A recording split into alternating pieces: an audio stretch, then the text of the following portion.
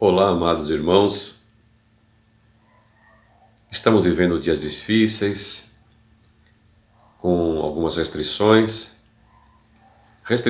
estas que nos impedem de estarmos todos juntos, cultuando o nosso Deus, todos juntos em momentos de confraternização. Mas mesmo com essas restrições, nós podemos e devemos estarmos juntos espiritualmente, juntos no mesmo Senhor, unidos na mesma fé, unidos na mesma esperança. Nesta quarta-feira, nós estaremos dando continuidade à série de estudos que vem sendo feitas sobre a confissão de fé de Westminster. Nesta quarta-feira vamos abordar o capítulo 6. O capítulo 6 da confissão de fé fala sobre da queda, do pecado e do seu castigo. Antes de entrarmos nesse estudo, vamos abaixar nossas frontes, curvar nossas cabeças e elevarmos os nossos pensamentos em oração a Deus. Oremos. Senhor Deus, nosso Pai Celestial, nós te louvamos, Senhor, porque só o Senhor é Deus, Deus Todo-Poderoso, Criador dos céus e da terra e de tudo que neles há. Nós somos gratos, ó Pai, porque o Senhor é bom e tem cuidado de nós. Nós te suplicamos, ó Pai, para que esteja abençoando este povo que tem passado por dias difíceis. Esta pandemia que se alastra, provoca sofrimentos, perdas, mas nós sabemos que o Senhor está no controle de todas as coisas. Nada acontece se o Senhor não permitir. Sabemos também que o Senhor é o nosso Deus, é a nossa rocha, a nossa força, a nossa esperança. Tem misericórdia, Pai. Tem misericórdia desta nação. Tem misericórdia do mundo. E que as pessoas possam ter temor do Senhor. Nós sabemos que feliz é a nação cujo Deus é o Senhor. Te pedimos perdão pelos nossos pecados, por tudo que temos feito que tem te entristecido. Te pedimos agora, Pai, que o Teu Santo Espírito venha estar nos orientando, nos dando, ó Pai, o entendimento da Tua Palavra, para que possamos melhor Te servir, Senhor, que possamos fazer aquilo que for bom, correto e agradável aos Teus olhos. Estas bênçãos nós Te pedimos e agradecemos. Em nome de Jesus Cristo, o nosso único, eterno e suficiente Salvador. Amém. Amém. Amados irmãos, nós vamos agora ouvir um hino do Inário Novo Cântico. É o hino Sinceridade, de número 74. Você aí no seu lar, na sua casa, esteja atentos para as palavras deste hino. Se desejar, cante junto durante a execução do hino. Ouçamos.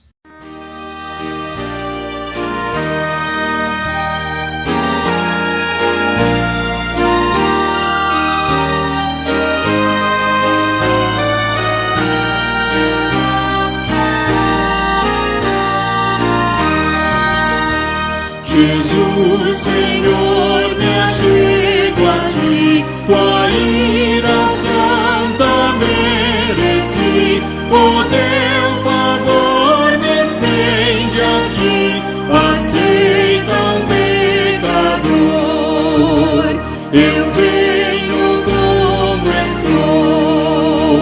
sim, venho como estou, porque Jesus por mim morreu. Eu venho como estou. As minhas culpas grandes são, mas tu que não morreste em vão, me podes conceder perdão. Aceita um pecador. Eu venho como estou, sim, venho como estou, porque Jesus por mim morreu. Eu venho como estou.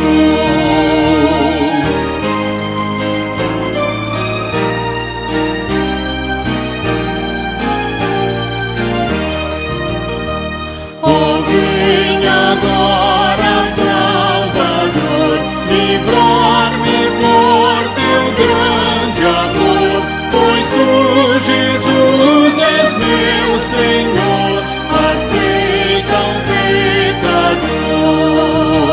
Eu venho como estou, sim, venho como estou, porque Jesus por mim morreu. Eu venho como estou.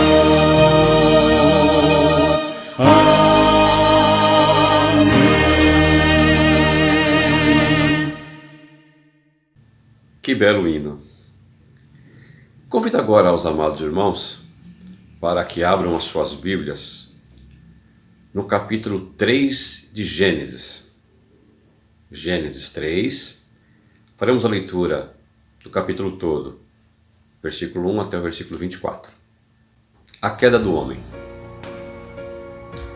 Mas a serpente, mais sagaz que todos os animais selváticos que o Senhor Deus tinha feito, disse à mulher: É assim que Deus disse: Não comereis de toda árvore do jardim? Respondeu-lhe a mulher: Do fruto das árvores do jardim podemos comer, mas do fruto da árvore que está no meio do jardim, disse Deus: Dele não comereis, nem tocareis nele, para que não morrais. Então a serpente disse à mulher: É certo que não morrereis, porque Deus sabe que no dia em que deles comerdes, se vos abrirão os olhos, e como Deus serei conhecedores do bem e do mal. Vendo a mulher que a árvore era boa para se comer, agradável aos olhos, e árvore desejável para dar entendimento, tomou-lhe do fruto e comeu, e o deu também ao marido, e ele comeu. Abriram-se então os olhos de ambos, e percebendo que estavam nus, coseram folhas da figueira e fizeram cintas para si. Quando ouviram a voz do Senhor Deus, que andava no meio do jardim pela viração do dia, esconderam-se da presença do Senhor Deus, o homem e sua mulher, por entre as árvores do jardim. E chamou o Senhor Deus ao homem e lhe perguntou: Onde estás? Ele respondeu: Ouvi a tua voz no jardim, e porque estava nu tive medo e me escondi. Perguntou-lhe Deus: Quem te fez saber que estavas nu? Comeste da árvore que te ordenei que não comesses? Então disse o homem: A mulher que me deste por esposa, ela me deu da árvore e eu comi. Disse o Senhor Deus à mulher: Que é isso que fizeste? Respondeu a mulher: A serpente me enganou e eu comi.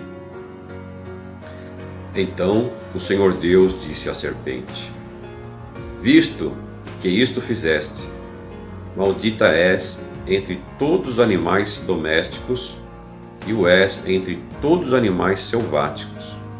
Rastejarás sobre o teu ventre e comerás pó todos os dias da tua vida. Porém inimizade entre ti e a mulher, entre a tua descendência e o seu descendente. Este te ferirá a cabeça, e tu lhe ferirás o calcanhar. E a mulher disse: multiplicarei sobremodo o sofrimento da tua gravidez. Em meio de dores dará à luz a filhos. E o teu desejo será para o teu marido, e ele te governará. E Adão disse: visto que atendeste à voz de tua mulher, e comeste da árvore que eu te ordenara não comesses, maldita é a terra por tua causa. Em fadigas obterás dela o sustento durante os dias de tua vida. Ela produzirá também cardos e abrolhos, e tu comerás a erva do campo. No suor do rosto comerás o teu pão, até que tornes a terra, pois dela foste formado, porque tu és pó, e ao pó tornarás. E deu o nome de Eva à sua mulher, por ser mãe de todos os seres humanos. Fez o Senhor Deus vestimenta de peles para Adão e sua mulher, e os vestiu. Então disse o Senhor Deus: eis que o homem se tornou como um de nós, conhecedor do bem e do mal. Assim, que não estenda a mão e tome também da árvore da vida e coma e viva eternamente. O Senhor Deus, por isso, o lançou fora do jardim do Éden, a fim de lavrar a terra de que fora tomado. Expulso o homem, colocou querubins ao oriente do jardim do Éden e o refulgir de uma espada que se revolvia para guardar o caminho da árvore da vida. Amém.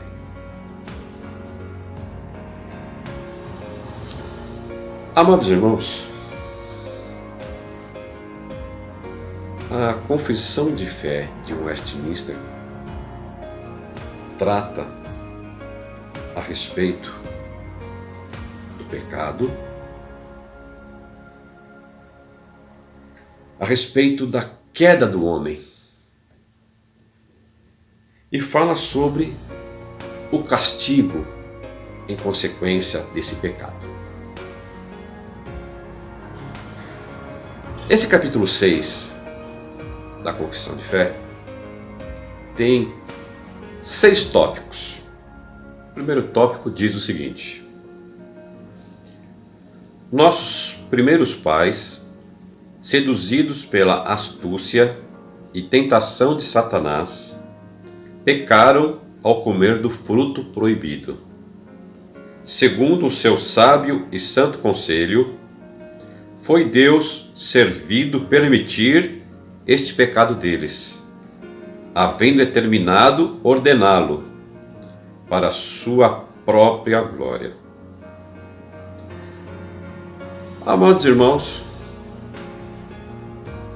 conforme lemos no capítulo 3 de Gênesis, aquele homem que foi criado à imagem e semelhança de Deus,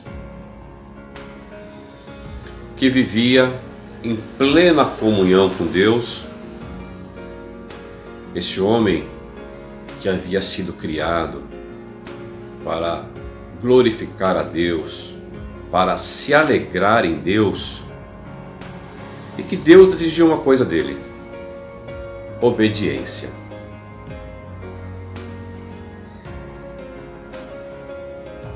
Esse homem e a sua mulher, Adão e Eva, foram seduzidos por Satanás. Satanás, usando de astúcia, seduziu aquele casal.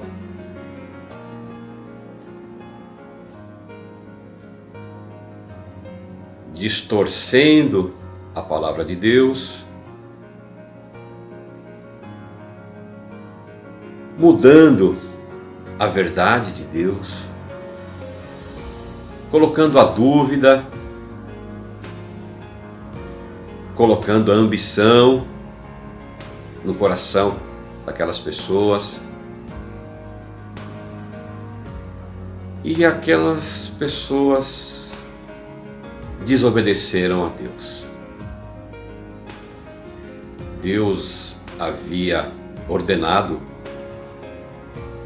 que eles não comessem daquele fruto. Podiam comer todos os demais, mas aquele não. Deus estava exigindo deles obediência, que eles reconhecessem o senhorio de Deus. Adão e Eva sucumbiram à tentação. E isto foi terrível. Eles pecaram. Eles transgrediram uma lei de Deus. E essa transgressão, esse ato de eles terem comido deste fruto proibido, foi algo muito grave. Porque foi uma desobediência. E essa desobediência era também um ato de rebeldia. Porque eles estavam indo contra o que Deus havia ordenado. Então ele estava se rebelando contra o Senhor. E isso foi algo terrível. Agora, conforme nós vimos esse primeiro tópico da confissão de fé, Deus não foi pego de surpresa. Deus, Ele é Senhor de todas as coisas. Nada acontece se o Senhor não permitir, porque Deus é soberano. Nos capítulos anteriores, eles estavam mais direcionados sobre Deus, sobre os atributos de Deus. Falavam também sobre a soberania de Deus. Deus é soberano, conhecedor de todas as coisas. E nada acontece se Deus não permitir. Então, este fato que aconteceu estava debaixo da soberania de Deus e dentro da vontade permissiva de Deus. Isso é importante sabermos. Que não foi algo que deu errado, um plano que deu errado. Não. Foi algo que Deus permitiu. Porque Deus é soberano. Ele está no controle de todas as coisas. Mas o homem teve a sua responsabilidade. Porque ele tinha condições de não ter caído à tentação. Mas ele caiu.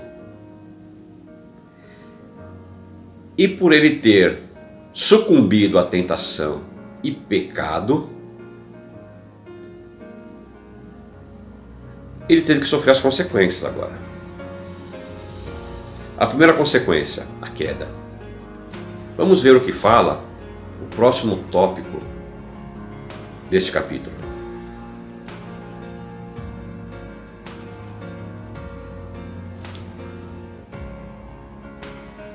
Por este pecado, eles decaíram da sua retidão original e da comunhão com Deus. E assim se tornaram mortos em pecado e inteiramente corrompidos em todas as suas faculdades e partes do corpo e da alma. Este homem que foi criado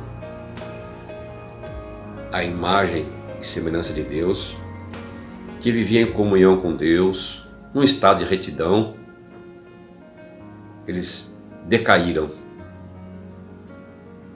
Agora esse homem recebeu o salário do seu pecado, e o salário do pecado é a morte. Deus havia dito que o dia que eles pecassem, certamente eles morreriam. Por este pecado, eles decaíram agora estão sujeitos à morte, física e espiritual. E morte é a separação. Este homem agora, por causa do pecado, está separado de Deus. Que triste. O homem que foi criado para estar em comunhão com Deus, para glorificar a Deus, para se alegrar em Deus, agora ele está morto para Deus. Foram corrompidas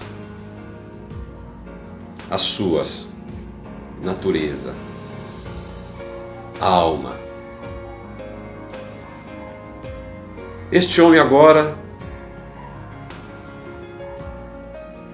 teve o seu relacionamento com Deus corrompido, o seu relacionamento social corrompido, o seu relacionamento com a natureza corrompido.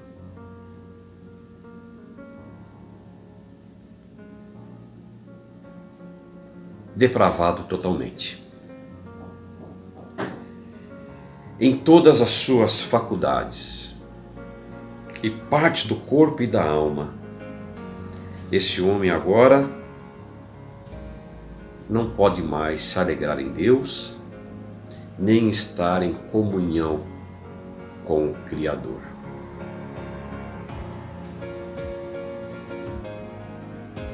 É um estado terrível, porque o homem perdeu o propósito para o qual ele foi criado. E até hoje esse homem vem sofrendo por isso, muitas vezes perdido, sem rumo, sem direção. Tem um hino que diz assim, que o homem sem Deus é uma alma em tormento, é uma alma sem paz. Realmente, o homem sem Deus não tem paz, está perdido, porque ele perdeu o propósito para o qual ele foi criado. Tem um vazio no seu interior que ele nunca consegue preencher. Esse é o estado deste homem caído. Mas isso aconteceu lá atrás. Quem pecou foi Adão, foi Eva. O que nós temos a ver com isso? Leamos o terceiro tópico deste capítulo.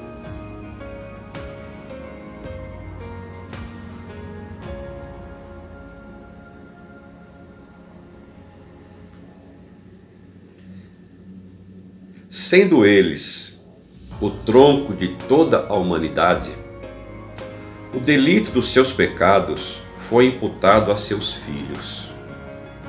E a mesma morte em pecado, bem como a sua natureza corrompida, foram transmitidas a toda a sua posteridade, que deles procede por geração ordinária.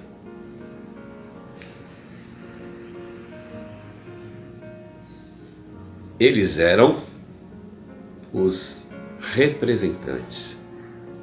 Adão representava a raça humana. Quando Adão pecou e caiu, não somente ele caiu, mas caiu a raça que ele representava. Agora ele transmitia isso aos seus descendentes. É o pecado original. Naturalmente, todos pecaram. E lá no Novo Testamento é dito isso, né? Porque todos pecaram e destituídos estão da glória de Deus. Por isso que o homem natural não entende as coisas do Espírito, porque elas se discernem espiritualmente. E o homem morto, em seus delitos e pecados, está separado de Deus. Ele não quer saber de Deus. Por si só ele não busca Deus, porque ele está no estado de morte. Adão era representante da raça humana. Não é o tema do capítulo, mas assim como também Cristo foi o representante daqueles que o Pai lhe deu. Cristo morreu por nós. E em Cristo nós também temos vida. Nós somos justificados por Cristo, porque Ele foi o representante nosso na cruz. Mas isso vai ser abordado em outro capítulo. Neste capítulo, nós estudamos que o homem pecou, Adão pecou, Adão representava a raça humana e com ele toda a raça humana pecou. Portanto, essa natureza corrompida também foi transmitida para as próximas gerações e chegou até nós. Naturalmente, o homem está perdido, o homem está longe de Deus e não existe nada que ele possa fazer, porque ele está morto. O morto não tem vontade, o morto não tem predisposição. O homem morto para Deus, por si só, não tem como se voltar para Deus. E isto é novamente enfatizado agora no próximo tópico. O próximo tópico vai dizer o seguinte: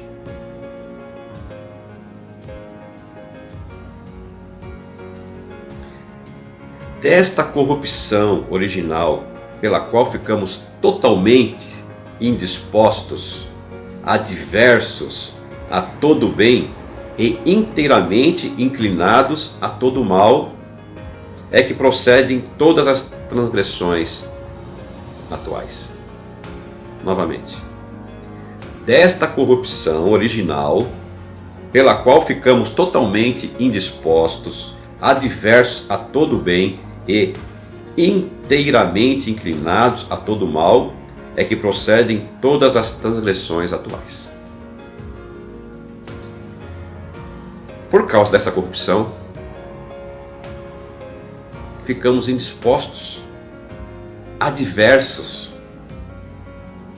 inclinados para o mal, indispostos para o bem, adversos para o bem, mas inclinados para o mal.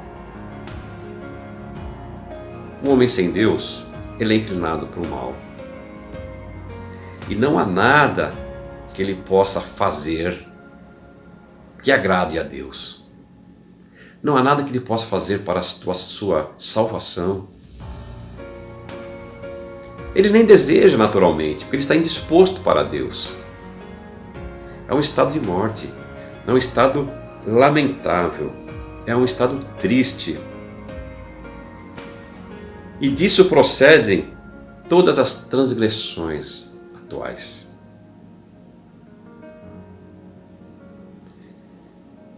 O homem, quando está longe de Deus, ele é inclinado para o mal. Ele não tem limite para a sua maldade. E quanto mais ele se afasta de Deus, mais ele se dá ao mal. Esse é o estado da humanidade sem Deus. Desde os dias de Adão,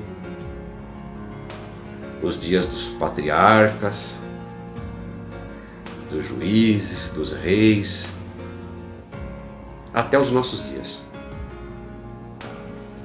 O homem sem Deus caminha perdido, fazendo o mal. Mas será que não tem solução? Será que não existe remédio? Isso vai ser tratado em outros capítulos da Confissão de Fé de Westminster.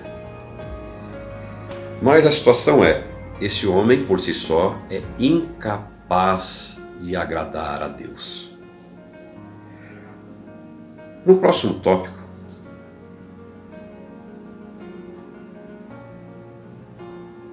esse capítulo diz assim: esta corrupção da natureza persiste durante esta vida naqueles que são regenerados. E embora seja ela perdoada e mortificada por Cristo, todavia tanto ela como seus impulsos são real e propriamente pecado. Leamos de novo. Esta corrupção da natureza persiste durante esta vida naqueles que são regenerados. E embora seja ela perdoada e mortificada por Cristo, todavia tanto ela como seus impulsos são real e propriamente pecado. Amados irmãos, quando o homem pecou e teve a sua natureza corrompida e caiu nesse estado lastimável e transmitiu isso a seus descendentes e chegou isso até nós,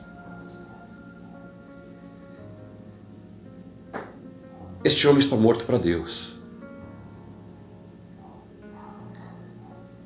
Em Cristo Jesus, nós somos justificados. Então a justificação, ela é um ato, não é um processo. Nós não vamos sendo justificados aos poucos. Nós somos justificados quando nós aceitamos Cristo como nosso único e suficiente Salvador. Quando reconhecemos esse estado nosso e reconhecemos que Cristo morreu no nosso lugar. E a justiça de Cristo é imputada a nós. Assim, nós não somos mais condenados pelo pecado. Mas enquanto nós estivermos ainda nesta vida, nós sofremos as consequências do pecado. E é aí que vem o processo de santificação. A justificação é um ato, nós somos justificados por Cristo, somos regenerados, uma nova criatura. Mas ainda estamos nesse corpo. Enquanto estivermos ainda nesta vida, nós somos pecadores. Nós não devemos, mas nós ainda pecamos. Desagradamos a Deus. Então a santificação é um processo em que a cada dia nós vamos procurando matar o velho homem, deixar aquelas coisas do velho homem e cada dia mais procurar fazer a vontade de Deus. O próprio apóstolo Paulo dizia: miserável homem que sou, o bem que quero fazer eu não faço, mas o mal que eu não quero fazer, esse eu faço. Olha, o apóstolo Paulo falou isso. Mas o mesmo apóstolo Paulo também falava: tudo posso naquele que me fortalece. É uma contradição? De forma alguma. Em Cristo nós somos vencedores. Mas no que depende de nós, nós somos fracos, nós somos necessitados e nós somos pecadores. Estamos livres da morte. Sim. Em Cristo, nós não morremos mais. Nós temos acesso, temos comunhão novamente para com Deus. Mas enquanto nós estivermos aqui, nós ainda cometemos pecado, nós erramos. Precisamos estar sempre procurando estarmos firmes em Deus, para que não venhamos a entristecer a Deus com os nossos pecados. Nós somos justificados, não passaremos mais pela segunda morte. Mas, quando pecamos, nós entristecemos a Deus. E muitas vezes nós sofremos as consequências dos nossos pecados. Então, esse tópico fala um pouco sobre isso. Como continuamos ainda, muitas vezes pecando, desagradando a Deus. E por isso, nós estamos no processo de santificação. Depois teremos um processo de glorificação, que não será mais nesta vida, mas na vida vindoura. O próximo tópico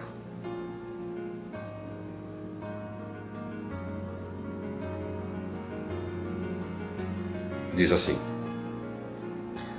todo pecado, tanto original como atual, sendo transgressão da justa lei de Deus e a ela contrária, torna pela sua própria natureza culpado o pecador, e por essa culpa está ele sujeito à ira de Deus e à maldição da lei, e portanto exposto à morte, com todas as misérias espirituais, temporais e eternas.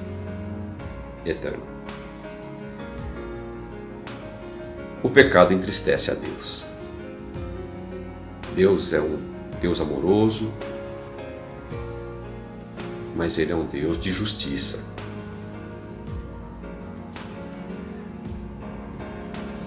O pecado, a transgressão, causa a ira de Deus.